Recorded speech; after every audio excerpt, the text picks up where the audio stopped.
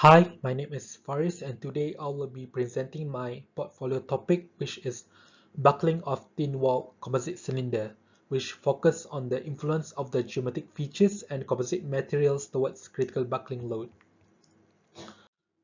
So the thin wall cylinder could be applied on everyday life applications such as on a commercial aircraft fuselage.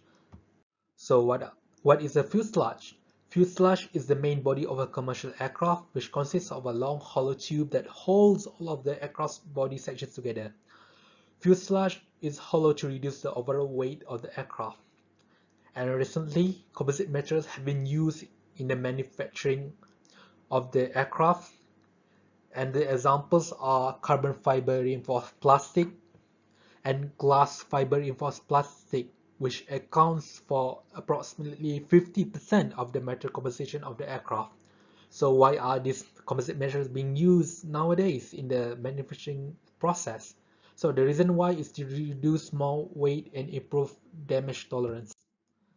So this project will be focusing on the effect of variation of radius to thickness ratio towards buckling and the effect of laminate orientations and the number of plies used towards buckling. For the modeling and geometry, fuselage is modeled as a thin wall cylinder with dimensions of an inner radius of 150 mm and a length of 400 mm. So the model is sketched and extruded as a surface body, thin surface body. So for the stacking sequence, each ply will have a constant thickness of 0.125 mm and it is being built using bottom-up layering.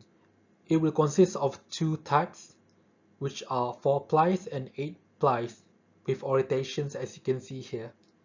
Next, for the material used for eigenvalue buckling analysis, we'll be using aluminum alloy 2024 T3, and for composite analysis, we'll be using epoxy carbon UD 230 GPa prep.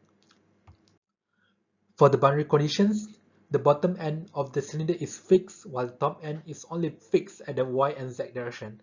A uniaxial compression force is applied at the top end with a magnitude of 1 Newton.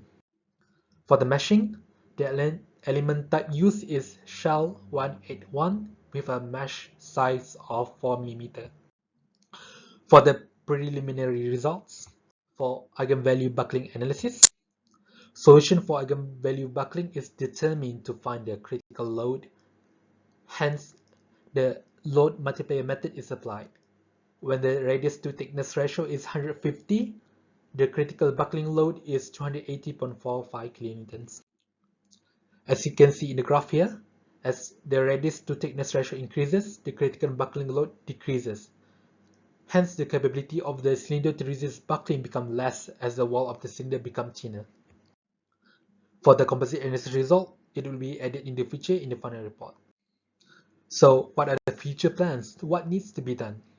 There are 4 points. The first one is using different aluminum alloy for eigenvalue buckling analysis, such as aluminum alloy 6061 and 7075, and compare them to the existing aluminum alloy, which is aluminum alloy 2024 T3, to study how the strength of these alloys affect buckling. The second point is varying the length to radius ratio to observe any significant changes to the buckling load.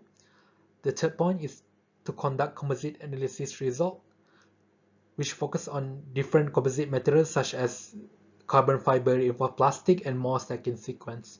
Lastly, by applying nonlinear buckling analysis, by configuring the large deflection setting by turning on, and applying Newton-Raphson iteration for force convergence. That is all from me. Thank you for watching.